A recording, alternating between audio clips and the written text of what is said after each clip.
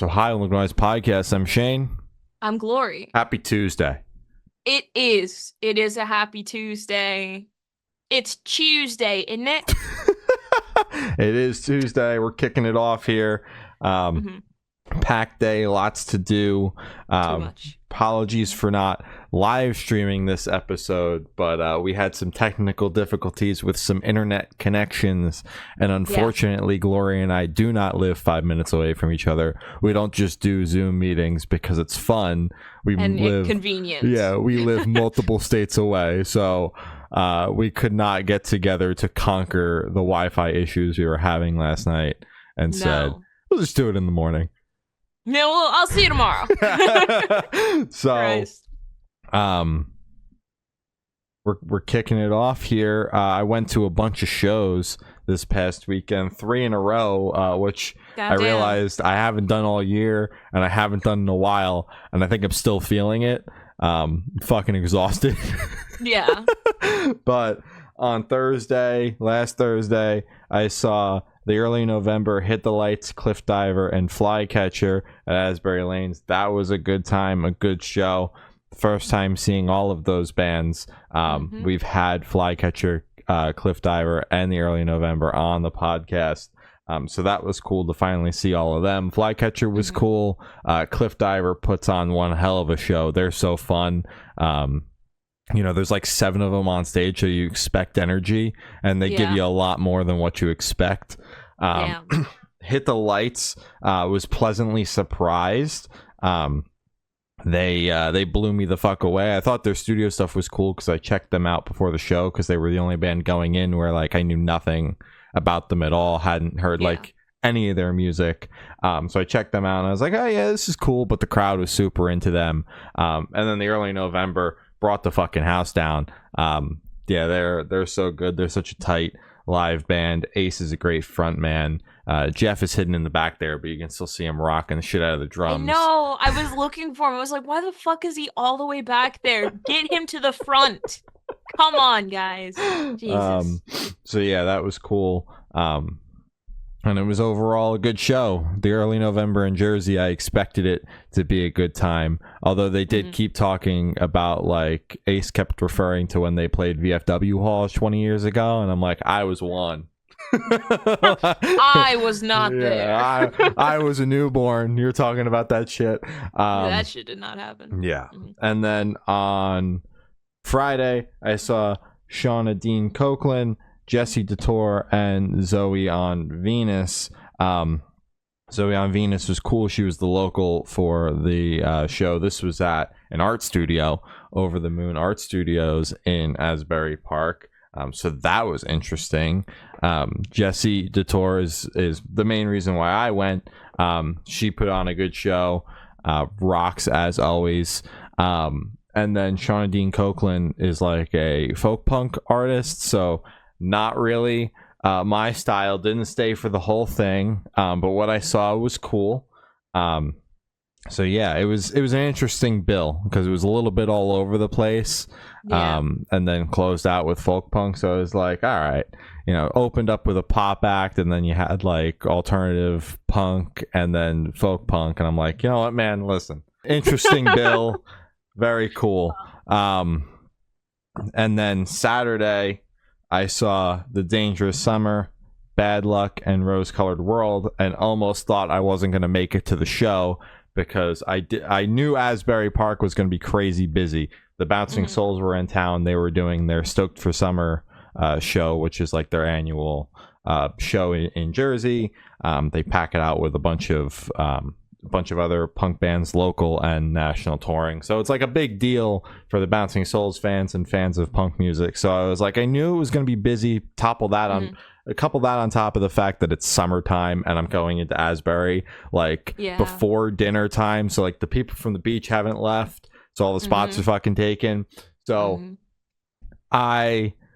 it took me 30 minutes to find a spot, and I was on my, I drove around the entire town, most of it. I wasn't like going up and down each side street. I'm like, they're probably packed. I drove around the entire town, checked every single parking lot. $50, by the way. Fuck you, City of Asbury Park. And cause like I'll just put like if it's $30, like fine. Like I'll just it'll pain me because parking on the street will be like $10 for the couple of hours I'm gonna be there. But like just to move on from this and turn the page on this, I'll just pay the $30. But $50 in all 3 lots I drove past? Fuck you. Fuck no. Fuck you. No. So drove past those, and I was on my last pass through down the road that I always park on in Asbury Park, which is just like basically it's behind the main strip that House of Independence is on, and all the shops and shit. It's basically the road for all the parking. Drove down that one last time. I texted my mom while I was sitting behind a bunch of cars, like, I can't find a fucking spot. And then 2 seconds later, I'm like, I fucking found one. I manifested it by complaining to my mom. There you go. So that's usually what happens. Like, I can't find this one thing. Oh, it's right there. Okay, yeah. It was like, I had a close call where I thought someone was pulling out, but they were just getting out of their car. And then a couple of spots up was wide open for me for the taking. $7.50 to park for the 2.5 hours I was there. Not $50. Not $50. Yeah. Damn right. Still highway robbery, but not $50. So I'll take it. $7.50 for like 2.5 hours. It's because they charge $3 an hour. Which how is that highway robbery? Because they shouldn't be charging that much. Fuck them. It's like $1. It's like $1 an hour in the winter time. It should be $1 an hour all year. I didn't know that. See, I didn't get that context. No, fuck them. That's fucking ridiculous. But as much as it pains me to pay for parking at all, I'll pay for parking in Asbury any day over the week versus Philly, where Philly is like a minimum of $20 in a parking lot, whereas Asbury, as long as I'm not going to be there too long, it's affordable. You get fucked when you're there all day. That's when it starts to become like the $50 parking almost makes sense for you. If you're gonna be at the beach from like 9 to fucking 8 p.m. Yeah, and then you're gonna maybe go out afterwards or whatever. Fuck that. It adds up. So yeah, I was about to cut my losses and say, just that was great show. Really love Asbury Park and just go home. But I was able to get inside, so that was good. I missed the local entirely. I caught like half of Rose Colored World set towards the end of their song right before their Radiohead cover. So I caught the Radiohead cover and the last 2 songs in the set. What Radiohead song are they singing? Chroma Police? Creep. I'm a creep. Yeah. So they put on a good show from what I saw, although I did not get to catch all of it. Bad Luck put on a cool show. We've had them on the podcast as well as Dangerous Summer, so it was cool to see those 2 artists. And then, with it being Stoked for Summer weekend, the attendance that was there leading up to the Dangerous Summer is kind of what I expected. Pretty empty room, because like although Bouncing Souls are a little bit older, it feels like kind of like a similar crowd. So it's like the people that would want to see the Dangerous Summer are probably over at the Stone Pony right now. But then like all of a sudden 200 people just walked in for the Dangerous Summer, like out of nowhere. The room went from like people standing in each corner and like a couple people in the middle and like some people up on the balcony to basically the entire floor. Granted, space between everybody, but filled in like pretty good, like would look good for Instagram. Yeah, fuck yeah. And I was like, God damn, like just out of nowhere. But that is also partly to blame the fact that the show started at 5:00 because they had their disco loadout. They had to do a dance night after the show, so the show had to be out by 9:30. Gotta have the dance night so that their dance night could start at 10. Which, as a fan, fucking awesome. I'm home in bed by like 10:30 at the latest. Fuck yeah. But as a band, as an artist, I can understand how it sucks, because like most shows start 6, 7, even 8:00 is when the first band hits. So like when you're pulling up to the venue at 7:30 and the headliner's coming on, you're like, fuck, did I miss? Like if you didn't bother to look at the time on your ticket. True. So I was pleasantly surprised by how many people walked in, but I was happy to see that there were that many people there, which was good. They put on an awesome show. Very, very tight, The Dangerous Summer. So overall, that was a fun show. I was glad that I was able to beat the parking gods and find a spot. Yeah. Coming up, I got Blink-182 and Pierce the Veil on Friday. Found out last night that there's a Phillies game going on at the same time as that show. The venues, the baseball stadium and the venue are on the same lot. So 60,000 people all in one tiny area in Philly, sounding like it's going to be a great time. Looking forward to that one. And then Saturday I've got the summer school tour. And then next Tuesday, I will be biscuit bumping. Yeah. A week from today, I will be prepping to biscuit bump my ass off. Yeah. So, yeah, lots of gigs coming up, back in the swing of things. But hopefully no more 3 gigs in a row. I'm still feeling it. No, I still have Belmont in 3 weeks. Hell yeah. So that hasn't changed, and that's my only show. Nice. Oh yeah. Love The Dangerous Summer though. Yeah. It was cool to see, a lot of bands that have been around for a while. Like, it all kind of feels like bands that if you're in the scene, you got to see them once. So it's like, fuck it. They're all coming to Jersey at the same time. I'm free. Might as well go. Guess I'm going. Yeah. So we're going to jump right into the albums and EPs and singles that came out this past week. Childish Gambino dropped his new album Bando Stone and the New World. We'll just let Glory take it away here. Okay, so I just want to say I have completely missed. He's had like a lot of lore and videos and shit for this album. I've been out of touch. I heard new album coming out. I forgot the date, so it was a surprise to me when I saw that it was out on Friday. I was like, "Oh shit, it's out now! Great, okay." Because he just dropped Lithonia like 2 weeks ago, so that's why I was like, "The fuck." It's a soundtrack for a movie. I missed that completely. I thought this was a standalone album, so I feel like he kind of scammed the fuck out of us a little bit because it's his own movie. So it's like, I don't know whether to be upset or like happy that we're getting a movie and an album, but it's also like I kind of wanted an album that he just made just to make an album versus I need a soundtrack and this is going to count as my final album. I don't know. Mixed feelings there. Album, all that aside, album is incredible. I have a couple notes, but I do believe it is my second favorite Childish Gambino album that he's done. I still need to get into, I believe it's Awaken My Love, which is like his most popular one, but because the internet is my all-time favorite, I've streamed that like 2,000 times. It's really good. I did want to say that every song that had Emma Ray on it, their verse should have been cut completely on every single song. They feature on the album twice. Why the fuck are they there twice? Respectfully, I'm sorry if I doubt you're fucking listening, but please, I can't do that. I can't do that anymore. Flo Millie's verse on Talk My Shit was great. I do love Flo Millie. I love her voice, but Amma Ray fucked it over completely. Lithonia is great. Survive featuring Chloe. I believe it's Chloe and Haley. Chloe, yeah. Okay. But Chloe was great. I fucking loved that. I did love the Legend feature, and surprisingly, I also did enjoy the Yeet feature.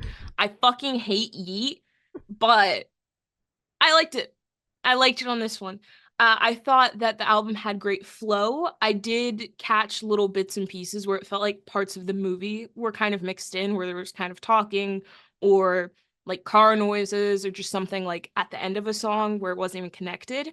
So I thought that was nice as well. It made it into more of a full concept record, similar to Because of the Internet, because there were a lot of those car door opening, radio turning on, that type of shit. So that made me very happy because it felt like a great final record, because it felt like my favorite record. So that is my review. Hell yeah. Yeah, I had no idea about any of that. I just learned so much in the span of 14 seconds. Yeah, dude, me too, man. But I thoroughly enjoyed this album. You know, I what you brought up, like the little bits and pieces of what I just found out as a movie. You know, being in the record, you know, made, you know, the experience even that more like cohesive, and you know, really helped with the flow. But overall, I enjoyed the entire album front to back. I didn't have like a single song that I thought in its entirety was like a snooze fest. So, you know, there were bits and pieces of songs where I was like, these could go, like we could do without them. But songs as a whole, every single song where I felt that way, you know, where there was a piece that could go, wound up redeeming itself 15 seconds later when it was like, all right, we're back, we're so fucking back, we're so back. Sorry about that. Overall, thoroughly enjoyed it. You know, Childish Gambino, you know, and Donald Glover, you know, always knocks it out of the park. Don't really follow his music, but every time Gloria puts it on, I respect what he does, and I'm always here for it. I think my favorite was Talk My Shit. That was the first one where I was like, all right, now we're really grooving. Like I heard that song, and like, we're really grooving. But overall, I enjoyed it front to back. I thought it was incredibly solid. And highly recommend it. And I'm gonna have to look into everything that you just spilled on me in the last minute and a half, because I thought that this was just an album. Dude, me too, until he started putting out like fucking trailers and shit for it, and I was like, wait, what's happening here? Is this all just... Oh, and also what I wanted to say, it makes sense that for his last record he is doing a movie, and it makes it completely full circle, because as I said, my favorite album by him is Because the Internet.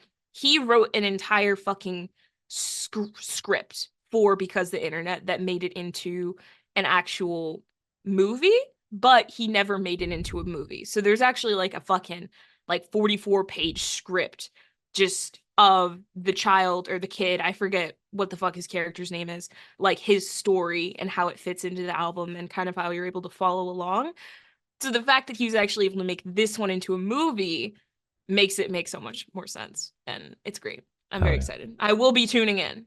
Hell yeah. To the theaters. I don't know when the fuck it comes out though. I still missed that. I don't know what the fuck's going on. Highly Suspect dropped a new album, As Above, So Below. We sat down with Highly Suspect. Yes. It is out now. You can go check it out. It was fucking awesome. Album is really good. I want to be completely honest. Before this album, I don't believe I've listened to Highly Suspect. They were a familiar name that I've seen. I've obviously seen their faces everywhere, and I've been like, oh, okay, cool. I'll get into them one day. I'm sure they'll pop on the playlist someday. I listened to it in my brain, looking at all the people in the band. I'm like, oh, this is a fucking metal band, right? Like metalcore, you know, heavy ass shit, face tattoos. I'm like, okay, this shit's gonna be heavy as fuck. I listened to it, and it's rock. Like, hard rock, and I'm like, oh, this is not at all what I expected. Is it bad? No, but as we've said, kind of, if you watched our review of The Warning's Error, we both talk about how hard rock and rock has never been a genre that we've both ever really been super interested in.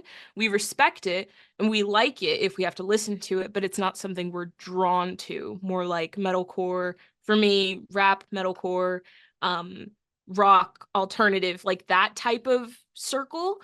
But I did enjoy it a lot, and I thought it was a fucking vibe. Yeah. I've seen the band name thrown around a bunch. Wanted to see them in 2019 just because they were coming through New Jersey on my birthday. I didn't go, but that was kind of the first time I had heard their name. So I'd seen them around a bunch, knew of them, but didn't know what to expect going into this record.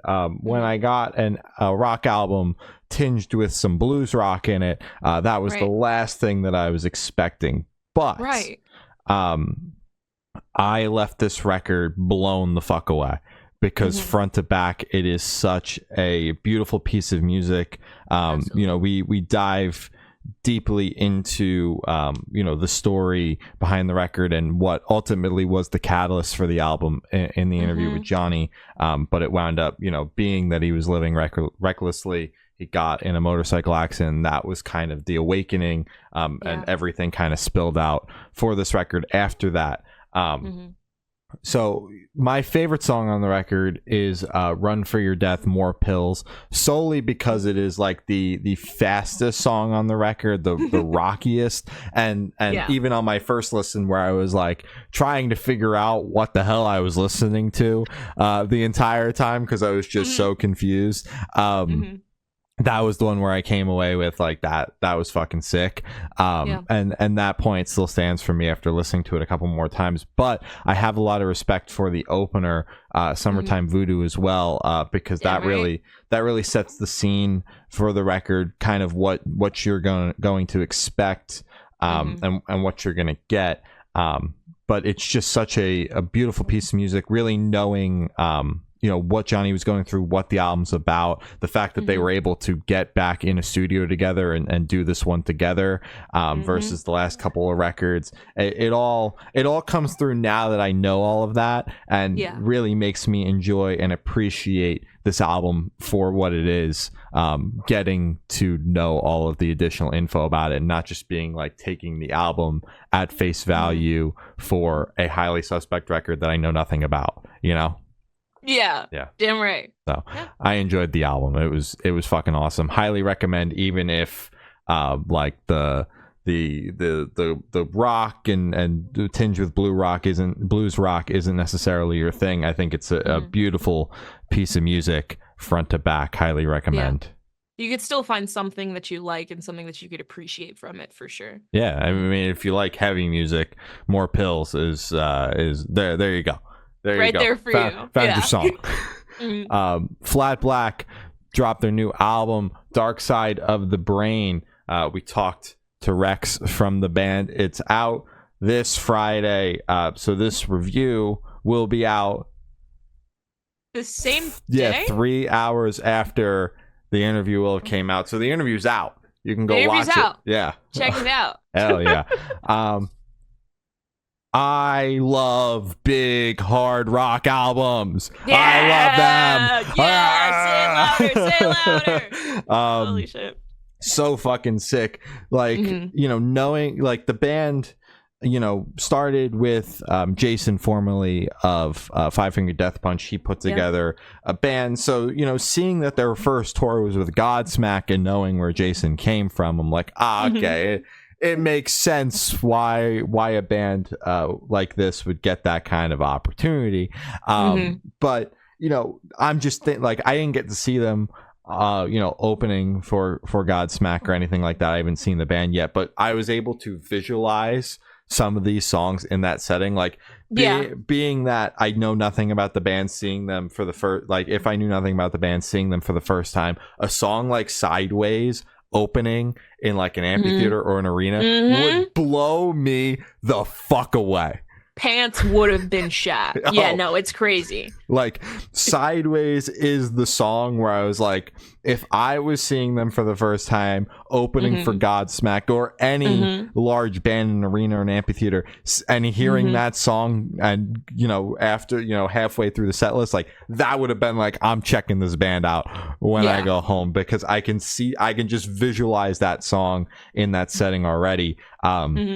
Skimming through the interview last night as I was editing it, I realized, that Rex talked about opening the set as well as the record with "It's Okay to Be Angry," which is a fantastic opener for the album and the set list. Now, one thing's for sure, there are a couple of songs on here based on the riffs that you can tell Jason was from Five Finger Death Punch. So you heard... I'm not well into Five Finger Death Punch to recognize a couple chugs or riffs or whatever. I recognized it on a couple of songs, but the first one was Justice Will Be Done, and it's not the entire song. It was just like the opening. I'm like, this is such an opening of a Five Finger Death Punch song, and there's nothing wrong with that.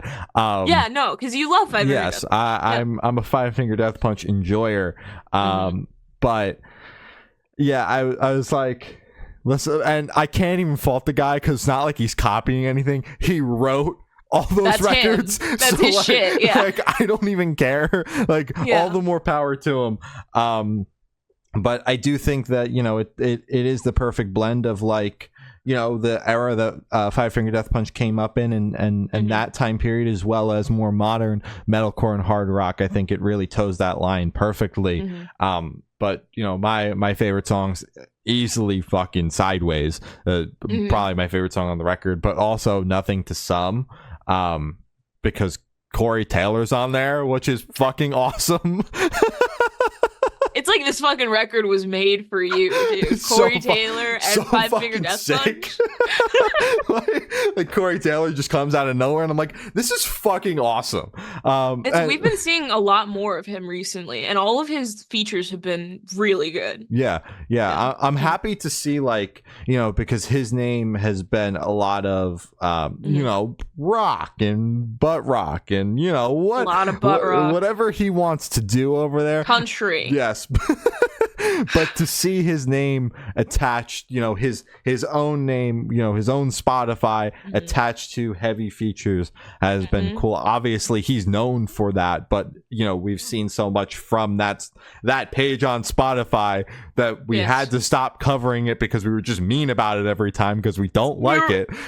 We were burning bridges just every episode. We don't like it at all, so we just had to stop talking about it to see his name popping back up, that Spotify page coming back into our view here, and it being heavy. I understand he's known for that, though. He's, you know, the voice of Slipknot.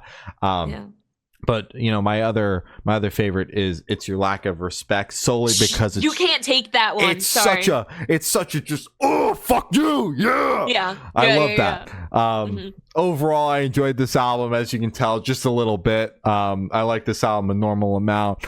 There you go, you said it. Yeah.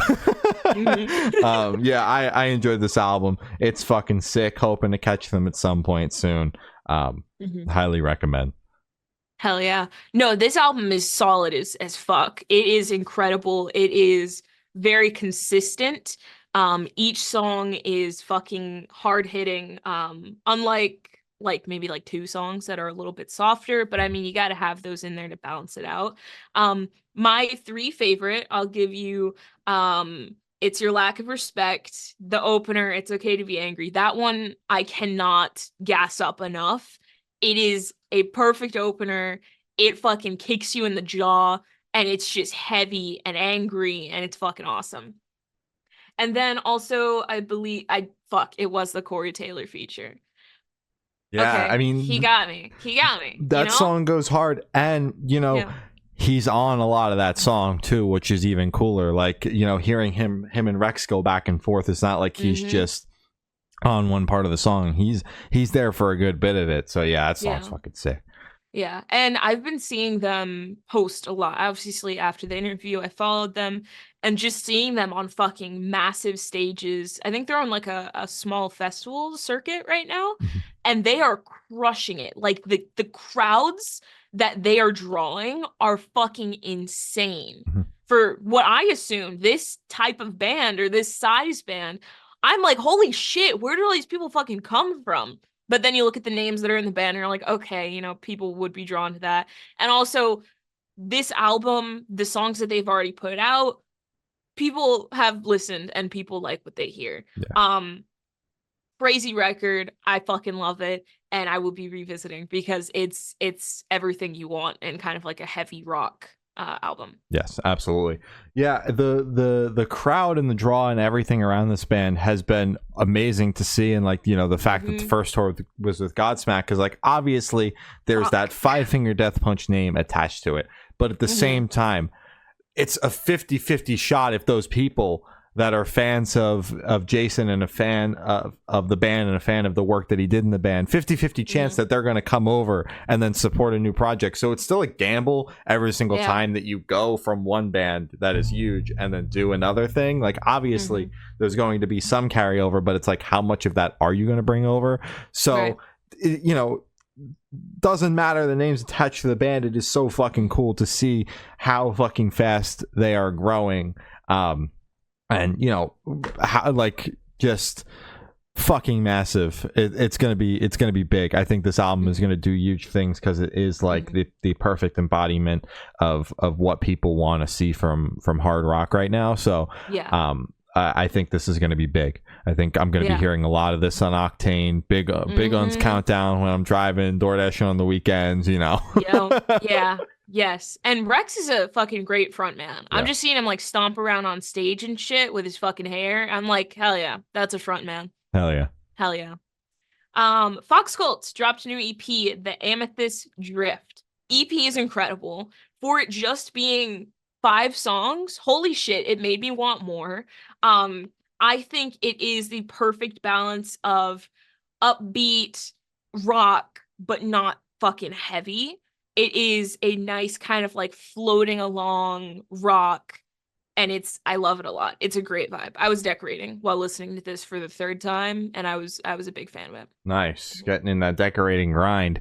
Yeah, I thought that this EP was fucking sick. I think that, you know, Holding Patterns really sets the scene and the tone for the EP and the vibe, and it's crazy how they're able to like build so much, you know, within this world, within this EP, within 5 songs, and so much of it is built, the vibe and the feelings and everything are built in this one song, and then it carries through for the rest of the EP.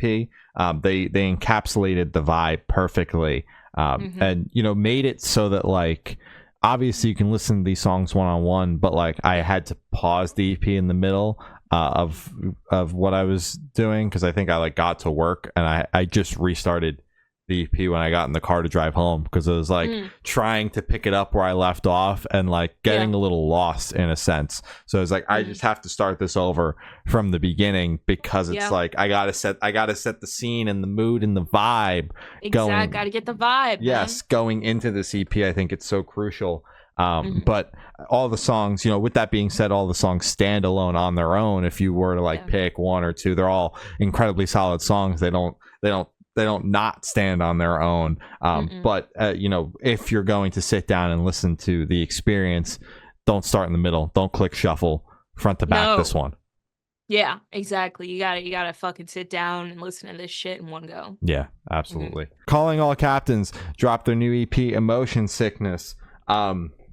You know, we've known about Calling All Captains for a while. We chatted with them about their debut album, which came out so fucking long ago at this point, but you know, was cool to see this one come across. I think this EP is fucking sick. I got into this band when the album came out, and when we chatted with them, like I went back to their first EP because I was like couldn't get enough, because it is kind of that, you know, they're a pop punk band, but they teeter on that easy core, especially some of their older stuff.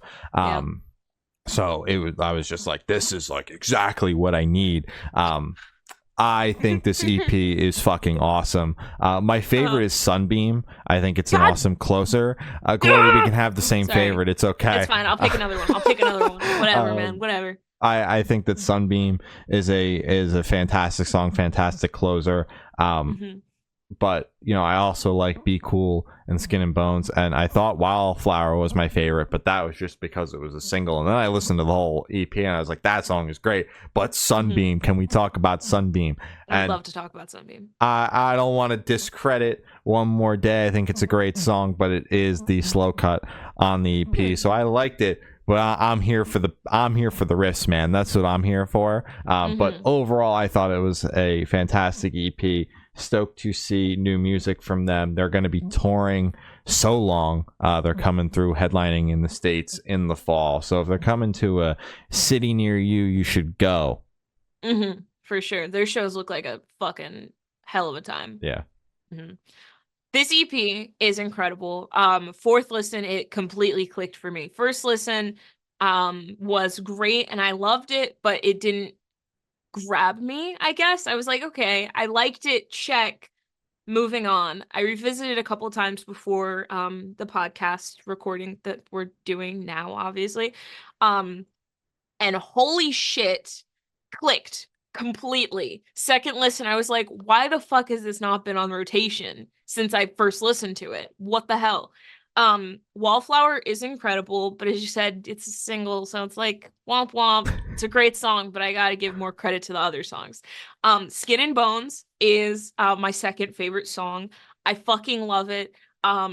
sad as shit, but I love it a lot. The opening riff reminds me a lot of Blink-182's What's My Age Again, and every time it starts up, I'm like, oh my God, Blink. And then I'm like, oh no, even better, Calling All Captains. Full shade to Blink. Sunbeam is fucking incredible. That is my favorite song off the record. I'm sorry, we're twinning, Shane. It's a tragedy. Yeah. But overall, this EP is such a fucking trip. I love it a lot, and I think it's strong as hell. I hope this one fucking blows up. Yeah. Hell yeah. Mm-hmm. Yeah, damn right. Grayscale dropped a new single, Summer Clothes.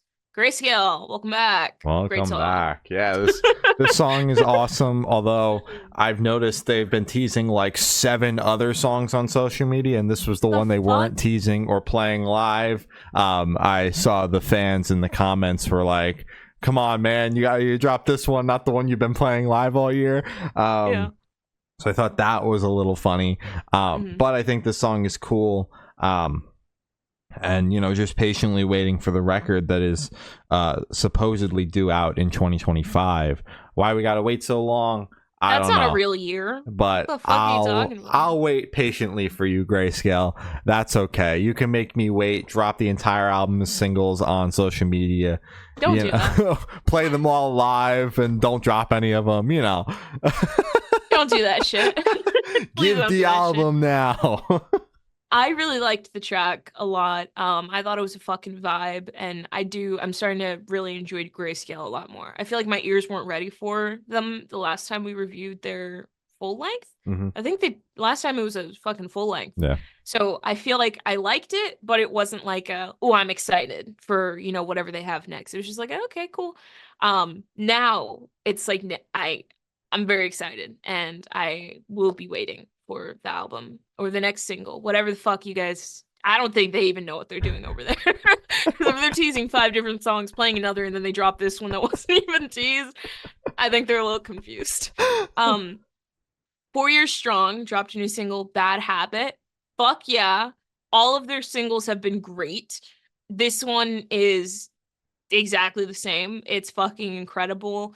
And very catchy. I like it a lot. Yeah, this song's cool. I like in the chorus where they say "bad habit" and then go "whoo," and I'm like, "That's so fucking right, sick."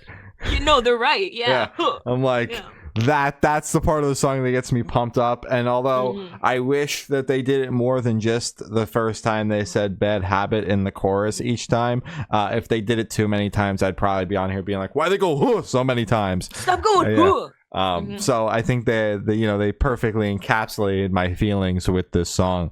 I think that it's fucking sick. Album comes out in a couple weeks. Very excited for that. Wait. Yeah. Fucking goofy ass dog on the front too. I think it's a dog at least. I don't know. I love it though. I love it. Dark Divine dropped their new single Digital Numb. It opens with an iPhone notification sound effect, and every time I'm caught looking at my phone, even though I fucking knew it. Even though I knew that shit would get you. I don't have my ringer on ever. Like my ringer, I don't think anyone does. My ringer stays on silent. If you're trying to call me and my phone is flipped over and in my pocket, I'm not hearing that shit. It's over. I can't have my ringer on because I'll look at my phone every fucking time and get distracted. So, but I got caught looking over every single time. Even when I was driving, I was looking at the CarPlay to see if a text came through. I don't have my fucking ringer on, so they got me with that. But yeah, the song itself is cool. Always stoked for more Dark Divine. I think the song is awesome, and hoping to catch them in August with Crown the Empire. Not entirely sure if I'll be there, but if I am, I will see them there. I'm very jealous if you do go, and it's deserved if you don't go. I'm kidding. It should be a great show. The first time I heard this and I heard the ding, it didn't get me, but I was like, Shane probably fell for that shit. Genuinely, every single time I listened to it, I was like, Shane probably looked at his fucking phone. There you go. Great. I'm so happy I know you that well. This song is so fun with the intro. I love when bands do that shit. Heavy as fuck, catchy, and it's going to translate so well live. I'm very excited to see the videos of this one because it should be a fucking And shit show, they'll but have like me in the looking at my best phone. way. You're gonna be like, wait, when did I get connected to the speakers? It's gonna be fucking awesome. Oh, I'm so excited for that tour that I will not be attending because they're not going anywhere near me. Womp womp. Rex Orange County dropped 2 new singles, Alexander and Guitar Song. Big fan of Rex Orange County. Saw him last year at Camp Flognaw for the first time, but I've been following him since 2018. Good God. Wasn't the biggest fan of the last record, and I say that because I just haven't revisited in a while. It was probably great, but got lost in the shuffle, I guess. These songs are so cute, and cute is a very weird way to put it because some of the topics that they're covering, aren't like cute, but just how he approaches it, and his voice has very soft spot in my heart. Soft spot in my heart. And just the guitar and just how gentle his voice is, I guess. It brings me back to when I was really little and I first discovered him. So hearing these songs and hearing the little piano, it made me very happy, and I'm very excited for this record. Shane's the one who knows all the dates. He doesn't know the date for this one. It's coming out in a couple months, I guess. The album. It's called The Alexander Project, I think. I don't fucking know. Again, that's your job. I don't know what I'm trying to do. I don't know what the... Yeah, Rex Orange County. I thought the guitar song was cool. And then Alexander was suddenly put on the playlist and disappointed the ever living shit out of me.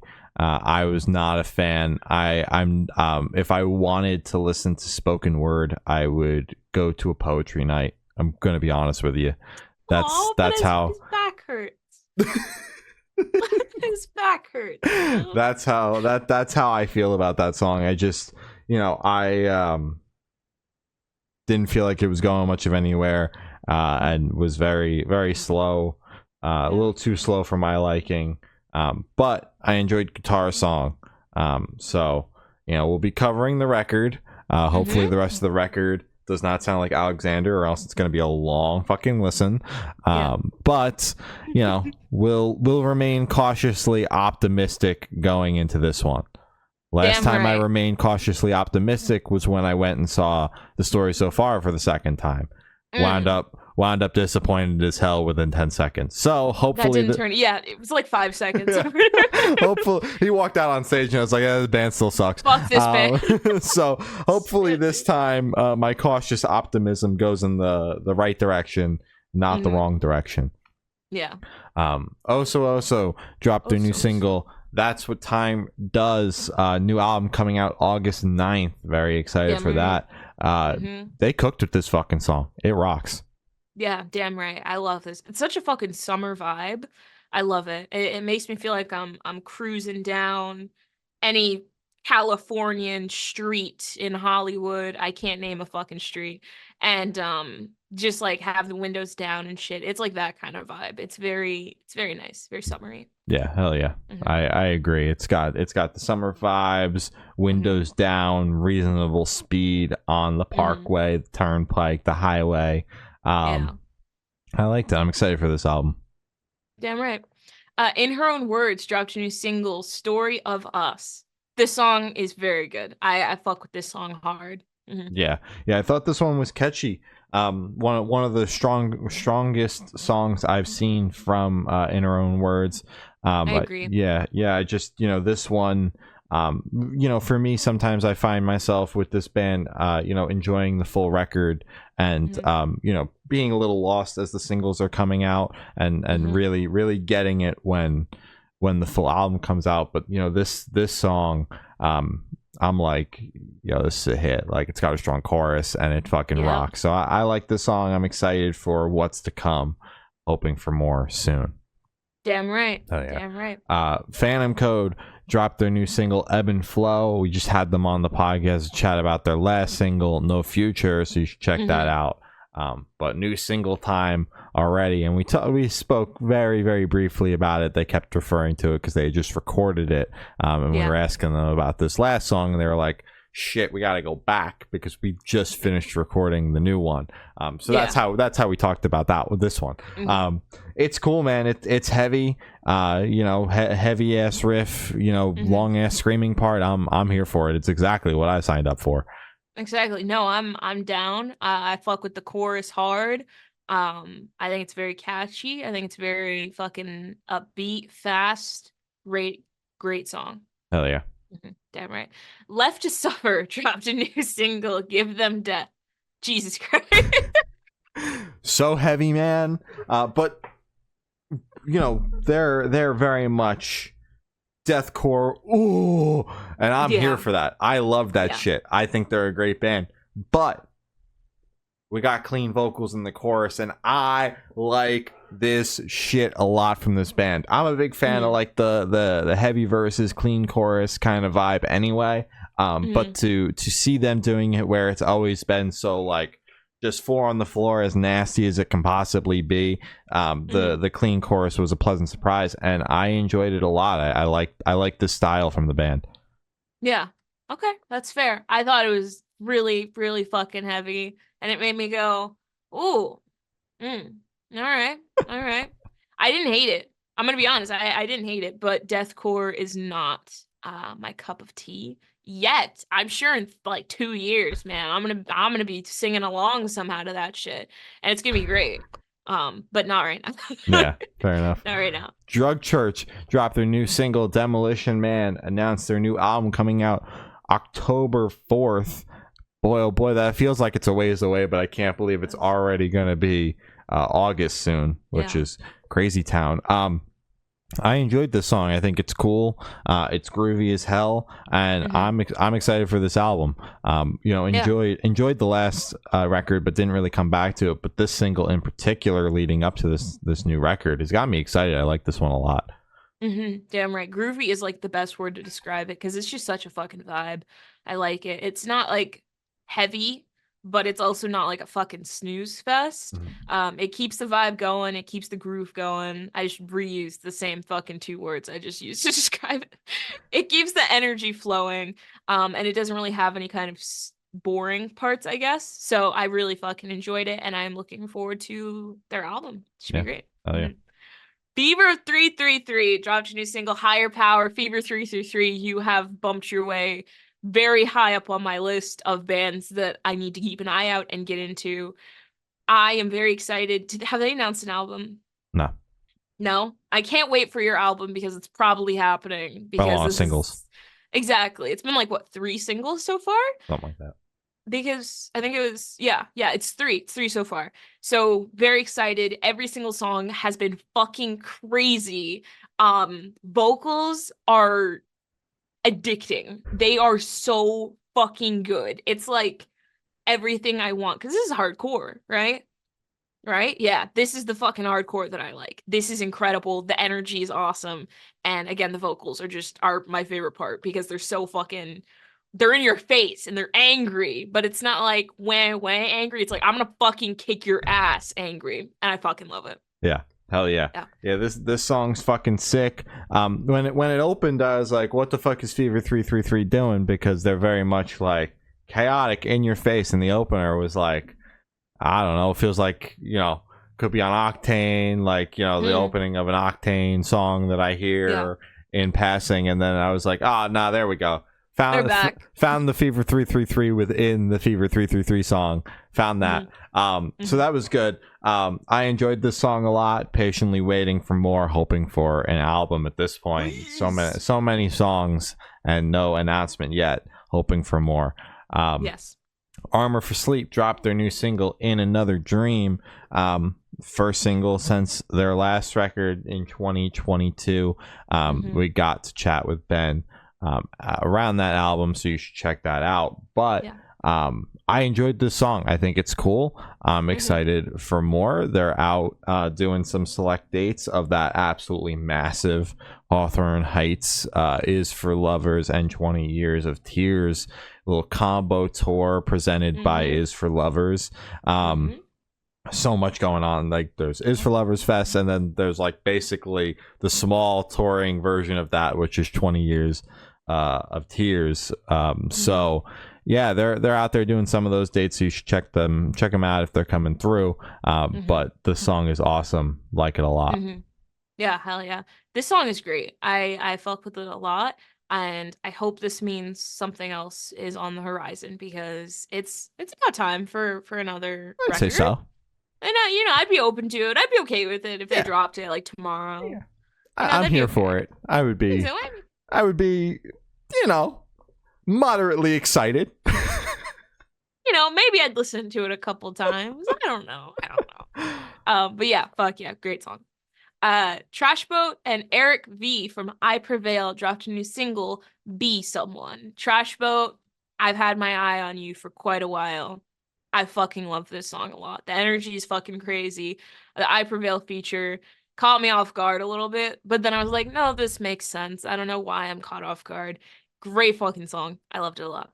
Yeah, this song's awesome. I didn't realize just how heavy Trash Boat could get. Right. This song was smacking from the second that it hit, which was why I saw the Eric V from I Prevail feature, and I was like, could be cool, could make a ton of sense, could be out of left field. And then the song started, and I'm like, yeah, this is exactly the song for Eric. He crushes his part. He's been doing some features, which is cool to see. And this song is awesome. Trash Boat announced their new record off the back of this single. I believe it is coming out October 4th, so lots to look forward to on that day. But I excited for more now that we know we got something coming out. It's been a handful of years since the last album, so I'm excited for more. Yeah, damn right. Oh yeah, damn right. Chrissy Costanza and Viola dropped their new single, 7 Minutes in Hell. This is Chrissy's debut solo single. She'll also be going on tour this fall, leading into Against the Currents dates at When We Were Young. And this piggybacks off of the success of From Ashes to News, Barely Breathing, with her on there as the feature. Cannot escape that song. It is everywhere. No, it's like after every fucking radio. It's like the first song that plays after. Yeah. Almost every time I turn on my car, it's a song that's on Octane. It comes on the Spotify radio. I'm like, Jesus Christ, it is everywhere. So no better time but now to start putting out the solo music. I think this song is fucking awesome. Chrissy's a fantastic vocalist. So I expected nothing less but great when I saw that she was going to be doing some solo music as well. Song fucking rocks. Yeah, damn right. This song is so fucking catchy. I think how it kind of not slowly, but it goes into the peak of the chorus. It fucking explodes. It's huge. I think it's a great mashup because this is more poppy than I expected. But the pop influence mixed with kind of the rock alternative bubble is incredible. I think this shit is gonna catch, and I'm very excited. I'd be okay with this one being everywhere. Yeah. Not like I'm not okay with the other one, but like this one has something in it, and I fuck with it hard. I love it. Mm-hmm. Joe Jonas dropped his new single, Work It Out. I'm gonna let you go, Joe bro. Hey man, listen, I only knew this album was coming because I'm on the Jonas Brothers texting line. As the Jonas Brothers fan that I am, I have to know. You have to be. I have to know the newest and the latest with the Jonas Brothers popcorn brand. Come on. It's fucking ridiculous. Every time I go on Facebook, I see them eating their fucking popcorn. And I'm like, why the fuck do you... And then also, don't they have like fucking chocolate too? Yeah, they need to fuck off with all that. I'm like, I'm not eating a Jonas Brothers fucking chocolate. I don't know who the fuck you think you are. Sorry. I got way too aggressive. I'm sorry. Oh my God. So yeah, I was like, it's been a while since the last time Joe has put out solo music just himself. He had, he put out a solo record, I believe 2013. It came out so long ago that I was still like actively like in my Jonas Brothers phase at like whatever age that was when the album came out. Like I remember it came out like right around my birthday, so I got the CD for my birthday. Like that 2011 makes a little bit more sense than 2013. 2011, like right there in the peak. I still have the CD up in my bedroom. Like that was the last time a Joe Jonas solo record came out. And then, you know, he had DNC for a little bit after the Jonas Brothers took a break, and obviously not a solo project, but that's what he was doing then. And then Jonas Brothers came back, and now we've got another solo record as well. So it's been a while. All that to say, it's been a while. I think the song is cool. I'm excited for more from the record. It comes out in October. But yeah, it starts out, you know, very, very slow acoustic, and I'm like, oh, is this the fucking vibe we're getting? Because like with the cover art, I could totally see that being the vibe of like a singer-songwriter fucking album cover. I'm like, fuck this guy all the way. But that lasts about 10 seconds until we're into a pop sound. It kind of gave me a similar vibe to Mayday Parade, playing the piano in the beginning of their last single to remind you that this is a Mayday Parade to remind you who you're listening to before they went and made a Jonas Brothers song. So yeah, I like the song. I'm excited for more. Hell yeah. I actually did really enjoy this song. It's a very happy, sunny little song. It's perfect in time for the rest of summer. I can picture myself walking around in Food Lion with this song playing in the background and being okay with it and being like, yeah, hello, hello, hello. I don't know what else he says after that, but you know, he's singing a little ditty and I like it a lot. It's great. Yeah. I did fuck with this song. Good job, Joe. Joe Jonas. Well, that's all the topics we have today. So you can follow us on Twitter. It's Good Noise _cast. Instagram is Good Noise Podcast. Facebook, Good Noise Pod. TikTok, Good Noise Podcast. YouTube, Good Noise Podcast. Every audio streaming service under the sun is a Good Noise Podcast, and Patreon is patreon.com/Good Noise Podcast. Glory's got your Patreon supporters, Twitch subs, your merch plug, your Amazon storefront plug, and your important plugs. And then we're going to sign off. Check out our merch. I kind of forgot the order that I usually do this in. I'm hoping I'm doing it right. Check out our merch. It is goodnoisepodcast.creator-spring.com. Check out our setup. It's in the description. It is an Amazon storefront. You can see the mics that we use. You can see the cameras we use. You can see almost everything that we use. And if you buy something, it gets us a little bit of it. We get a little commission from it. So please check that out. Thank you to our Patreon supporters, Matt from Pulses, Zari, Jeremy, Pop Punk Apologists, David Arrington, and Eric. And also check out our Twitch subs, Coaster Lover, Matt again from Pulses, and that is it. Yeah, I'm out of whack for this right now. I don't know why. Important plugs: Black Lives Matter, Stop Asian Hate, Free Palestine, vote this election. It is very important. If fucking everyone and their mother says, well, my vote doesn't count, so why should I vote? Your vote's gonna count. It's all gonna fucking add up. So if you think that, you need to work on that. Yeah. Support small bands as well. Yes. On top of that. Hell yeah. Yeah. Hell yeah. Well, that's all we have today. I have been Shane. I've been Glory. And we have been the Good Noise Podcast. So see you when we see you. Bye. Bye.